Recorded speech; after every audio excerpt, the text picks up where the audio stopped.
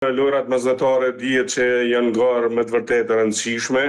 marrë parasysh se tradita e lojrave mesdhetare është mbi 50 vjeçare.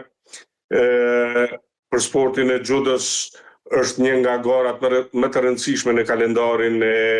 garave që mbahen çdo 4 vite.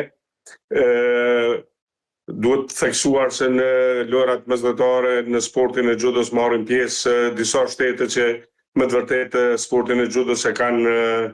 prioritet dhe është sport me tradit, siç janë shtetet e Francës, Italisë, Spanjës, Portugalisë, Turqisë, Maroko, Algjeria, do thotë Egjipti. Shumica e shteteve që marrin pjesë në lojrat mesdhetare në sportin e judos e kanë me të vërtetë të zhvilluar. Dhe për ne si federat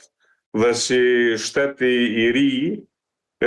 pjesëmarrja në lojrat mesdhetare me të vërtetë është e rëndësishme. Mundësinë për të marrë pjesë e kanë 26 shtete, e besoj që do të marrin pjesë dikun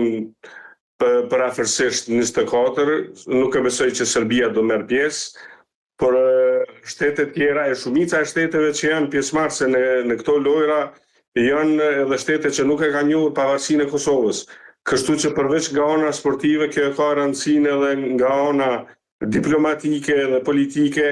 që shtetet që nuk na kanë njohur të vinë këtu edhe ta shohin shtetin e Kosovës që është një nga shtetet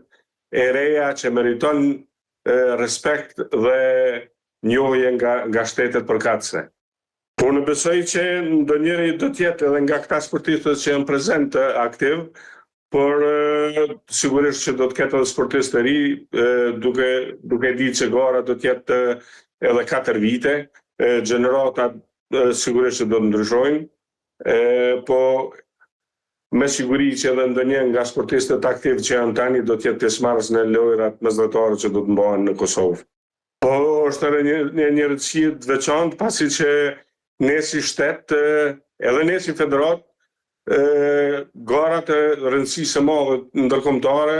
nuk mbajnë shpesh. E dim që kemi mbajtur një kampionat të hapur në Prishtinë dhe ka qenë një histori suksesi. Do të thotë për neve është shumë më rëndësishme si sporti i judos që të performojmë në vendin tonë dhe që gjithë shikuesit të kenë mundësinë që këta garues të shohin këtu për sa afërmi, edhe si performojnë edhe të kënaqen me rezultatet eventuale të tyre.